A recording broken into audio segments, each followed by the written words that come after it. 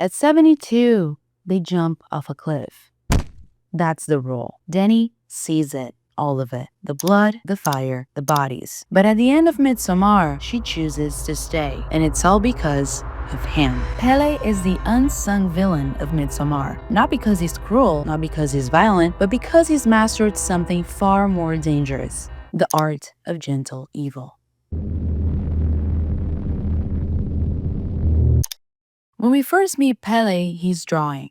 Silent. Observing. He's listening to Christian complain about his relationship with Dani. Christian wants out, but won't commit to leaving. Mark calls him out. You've been wanting out for like a year. You have to end this at some point. Christian's response reveals his true character.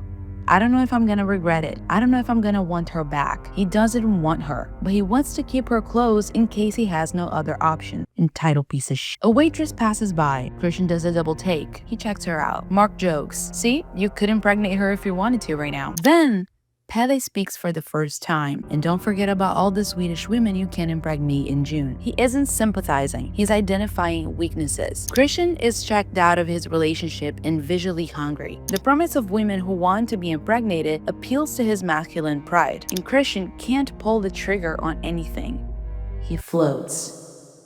The line is also foreshadowing. Christian will eventually be drugged and manipulated into impregnating Maya, which leads directly to his death in the bear. Pelle knows it. It might sound friendly, it might sound like bro talk, but underneath, it's cold. Pelle is baiting the hook with exactly what Christian wants to hear.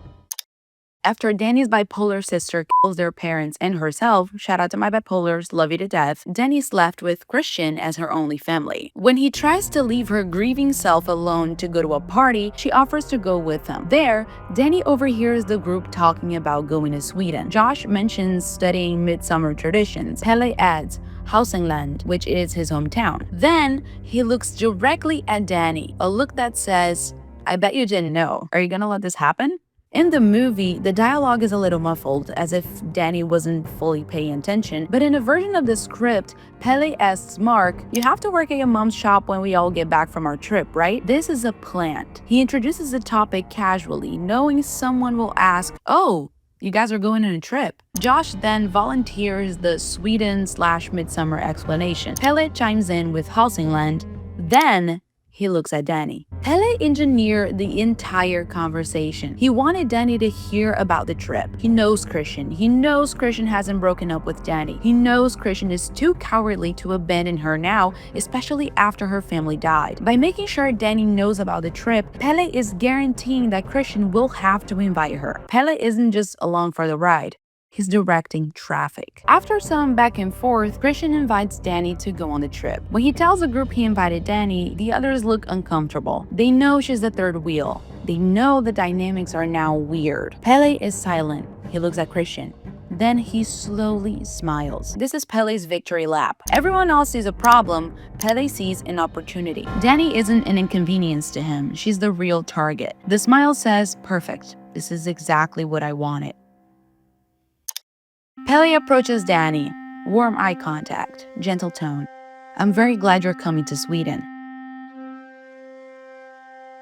I'm so sorry you lost your parents the way you did. When someone is consistently nice or consistently mean, you can build a defense. But when you get hit with warmth followed by a gut punch, your brain short circuits. Dani can't process the first statement before being thrust into the second. She can't just say, thank you, because the ground shifted. Her options are either accept the pain, so engage with the trauma he just invoked, or reject the pivot, which feels rude because he was just being so nice. It's a trap. The only way out is through him. Pelle is skipping the small talk. He's going straight to her deepest wound. The subtext is, I see you. I'm not afraid of your sadness like the others. It's a shortcut to an emotional bond. This technique also establishes him as the emotional authority. Pelle decides when it's time for warmth. Pelle decides when it's time for sorrow. Dani is just reacting, following his cues. This subtly places him in a position of power. He's leading, she's following. He's throwing trauma at her to see how she handles it. Does she shut down? Try? Open up? He's gathering data. He's also priming her for the Harga worldview. The cult doesn't separate joy and horror. They're part of the same meal. They arrive at Halsingland. Father Odd greets them. He shakes hands with the man. He hugs Dani. We're so happy to have you here. Welcome home. Then to Pelle, you have an immaculate sense for people. This confirms Pelle's role. He's the scout, the recruiter, the one with the eye for new blood. The family acknowledges his skill publicly. Welcome home to Dani suggests Pelle has already told them about her loss, about her vulnerability. They're ready for her. Maya grabs Christian's attention. She pulls him toward the dance. Dani notices. She doesn't fully see Maya, but she feels something shift. Christian is suddenly interested in something else, something she's not a part of. Timing. Pelle chooses his exact moment to approach Dani. Anyway, he hands her a drawing, a portrait of her with flowers in her hair, for her birthday. Just between us. He waited until Christian was distracted. He created a private moment. He's positioning himself as the one who sees her when her boyfriend doesn't. Just between us creates secrecy, a shared space, a small conspiracy of two. But here's the thing. He didn't have to draw her. He could have said happy birthday. He could have picked a flower. He could have given her a piece of bread. Anything. The gesture would have landed. She was already isolated, already hungry for attention. So why the drawing? Why take the time? Why draw her specifically? Pelle is always drawing. In his first scene, he's drawing. Throughout the movie as well. Drawing is his thing. It's not a tactic. It's part of who he is. So when he gives Dani a drawing, he's not just performing kindness. He's giving her something of himself. This is a crack in the architect. A glimpse of something underneath. The boy. The brother, the son. When talking about the life cycle of a member of the Harga, Pelle explains that between 18 to 36, they all do their pilgrimage. Going out into the world to recruit people, offerings, is normal to him. It's just what you do at that age. His brother Ingmar did the same thing. He brought Simon and Connie. There is a deeper implication here. If leaving to recruit is normal, then what they're recruiting for is also normal to him. The sacrifices, the rituals, the burning, all of it is just life. He was raised in this. He doesn't know any other way to be. The pilgrimage also serves a practical purpose for the cult. Fresh blood, genetic diversity, new offerings. Christian asks about incest later. The Harga member explains they manage bloodlines carefully. Bringing in outsiders isn't just about sacrifice, it's about genetic diversity, fresh DNA. Pelle's job as a recruiter isn't just about finding people to kill, it's about sustaining the community's future. He's been doing this since 18. He's good at it. Father Odd confirms that. Pelle says, meet my brother Ingmar, best friends since we were babies actually. My sister Dani was born the same day as me. Pelle isn't describing biological relationships, he's describing cult relationships. Ingmar is his brother because they grew up together, same age cohort, same bond. Dani is his sister because she was born the same day as him. In the cult, that makes her family. This is how kinship works in Harga. Not blood, proximity, timing, ritual. The unspoken questions are, were his parents part of the cult? Were they incubators who had babies for the community? And then what? Did he ever have a mother and a father in the way we understand it? The answer doesn't matter to him because the cult is his family. It's all he's ever known. After the suicide ceremony, Dani is breaking down. She feels unwanted. I wasn't supposed to be here. You guys didn't want me here. Pelle says softly, I was the most excited for you to come. On the surface, this could be manipulation, another line to keep her hooked. But look at the effort. He sought her out. He set her down. He's taking time. This is their longest conversation in the film. He's not rushing. He's not performing for an audience. He's genuinely trying to calm her down, to make her feel seen, to make her feel wanted. Maybe it's both. Maybe he is manipulating her and genuinely excited she's there. The architect wants her for the cult. The son actually likes her. These two things don't have to be mutually exclusive. At a certain point, Dani says, I'm scared. I can't breathe. Pelle says, you're going through a lot. I know you are. I'm going to say something now because my birth parents are gone too. That's not what I'm talking about. I know, and that's fine. But please, my birth parents both died when I was a little boy. They burned up in a fire. I became technically an orphan. So believe me when I say I know what this is, because I do. The word technically is doing the heavy lifting here. Technically, an orphan means, yes, his parents are dead. No, he never felt like an orphan. He says, yet, my difference is, I didn't get a chance to feel lost because I had a family here where everyone embraced me and swept me up. I have always felt held by a family, a real family, which everyone deserves and you deserve. He genuinely believes this. The cult saved him. He's not lying to her, he's offering her the same salvation. The tragedy of his parents' death is real, but so is the love he found afterward. Both things are true. Pelle is holding Dani's hand. She notices. Christian could walk in at any moment. Pelle doesn't let go. He locks eyes with her. He's my good friend and I like him. But do you feel held by him, Dani? Does he feel like home to you? Pelle is projecting. Home for him is Harga. It's safety. Is being held by a family that never lets go. He's asking Dani if Christian gives her that. He already knows the answer is no. He's inviting her to see what he sees, to compare Christian's coldness with the warmth he's offering. This isn't just manipulation. This is genuine bewilderment. How can you stay with someone who doesn't make you feel held? There is a moment that exists only in the script where Pelle says, New York is fun, but I also find it terrifying how people live, as if it's necessary and even good to be lost in drifting. And I haven't spent one night over there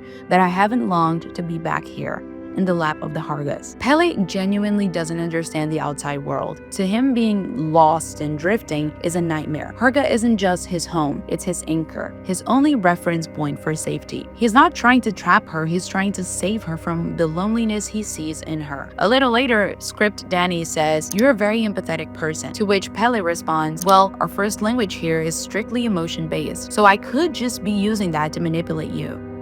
Dani pauses at this. Pelle sticks his tongue out, teasing. Dani smiles, relieved. "You are super vulnerable though, and I mean that in a great way. It's very rare. It's beautiful." This moment shows Pelle's self-awareness. He knows he could manipulate her. He's acknowledging the mechanism, but then he immediately chooses not to. He calls her vulnerability beautiful and rare. This reveals that underneath the architect, there is a boy who values authenticity, who wants to preserve something genuine. It complicates him, makes him human. In the script, Pelle is drawing flowers in his first scene. He's trying to be a naturalist. Naturalism. Capturing things as they are, preserving a moment, freezing time. Pelle is drawn to preservation, still life, portraits, freezing ephemeral moments. Why? Because he knows everything ends. He knows he'll jump at 72. He knows the seasons change. He knows life is temporary. Drawing is his way of making things last, of holding on to beauty before it disappears. Like when Dani becomes a May Queen. So Dani wins the May Queen dance. Everyone's cheering, celebrating. Pelle approaches her and kisses her in front of everyone. This isn't calculated, it's spontaneous. He's not waiting for the right moment. He's not testing the waters, he just does it. This is a boy celebrating the girl he likes, the son, not the architect. It's genuine affection breaking through the surface. So after the kiss, after the celebration, Dani is at the head of a table, far from him. Pelle has his sketchbook out. He's drawing her as the main queen. He's not just documenting her, he's preserving her vulnerability, her openness, her rawness. These are things he finds beautiful, and he wants to freeze them. When he tells her, "You are super vulnerable," and I mean that in a great way, he's not just complimenting her. He's saying, that thing you have, that rare thing, I want to hold on to it. This is genuine.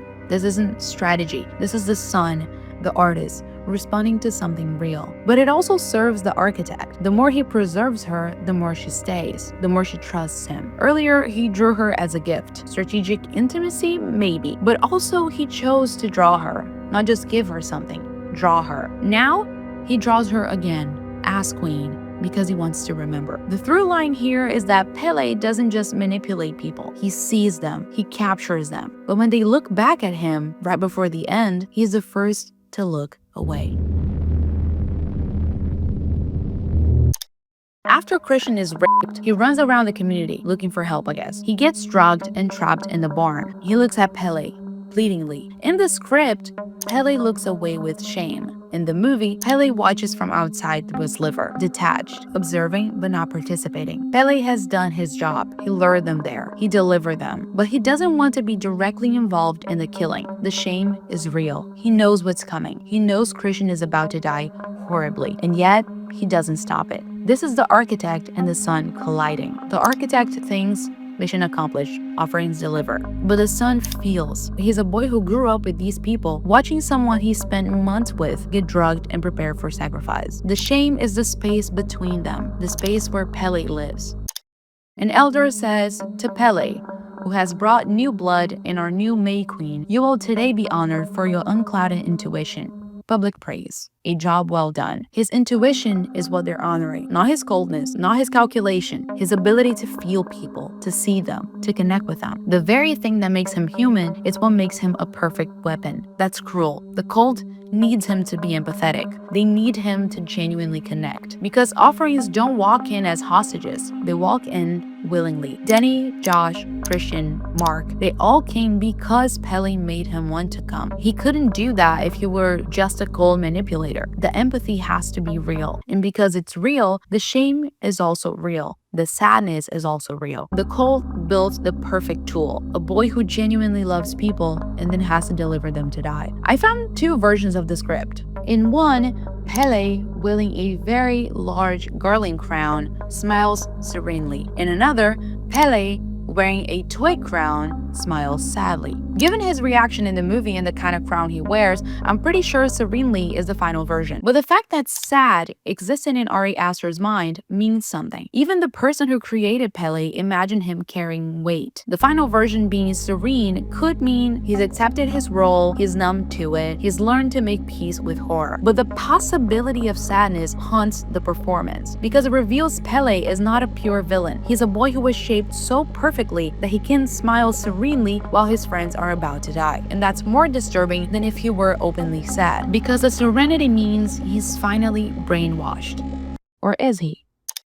The barn is on fire. Ulf and Ingmar are inside. Ulf starts screaming as the flames reach him. All of Harga screams with him. Performative, shared grief, both. Pelle is on the ground, screaming, crying, wailing. But here's the Harga empathy paradox. In an earlier scene, Dani sees Christian having sex with Maya. She breaks down. All the women gather around Dani. They wail with her. They don't feel what she feels, but they perform it. The purpose is connection, solidarity. You're not alone. Now the barn is burning. Ulf and Ingmar burn alive. All of Harga gathers outside the bar. They scream with Ulf. They don't feel what Ulf feels, but they perform it. The purpose is connection, solidarity. You're not alone. The question is the Harga's empathy real or performative? Does it matter? If you perform grief long enough, do you start to feel it? If everyone around you is screaming, are you screaming because you feel it or because everyone else is? Is Pelle performing? Is he genuinely grieving? Is he grieving Ulf, Ingmar, Christian,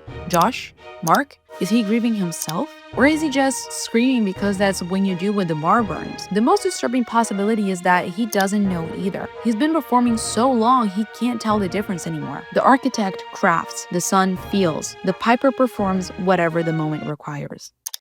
The film told us who Pelle was in the very first frame, but Pelle isn't the Pied Piper. He's a drawing of the Pied Piper. See, Pelle draws to preserve still life, portraits, flowers, Dani. He freezes moments because he knows everything ends, because he knows he'll jump at 72. Drawing is his way of making things last. His drawings aren't objective. They come from his filter. He drew Dani with flowers in her hair before she was made queen. Why? Because that's how he saw her, vulnerable, connected to nature, one with Harga. The drawing wasn't a prediction, it was a perception. And Pelle himself can be perceived as a drawing. He was drawn by the cult, conceptualized, designed. His role? The recruiter, the one with unclouded intuition. His fate? To bring offerings, to mentor the next generation, to jump at 72. His personality? Empathetic enough to connect, cold enough to deliver. A drawing is frozen, static, fixed. Pelle has some agency. He feels shame, he feels sadness, he hesitates, but he was drawn so perfectly that he always returns to the frame. He sees the duality, he sees how fucked up it is, but he still thinks it's better than the outside world. He told Dani, "I find it terrifying how people live as if it's necessary and even good to be lost in drifting. But a life with no uncertainty isn't safe.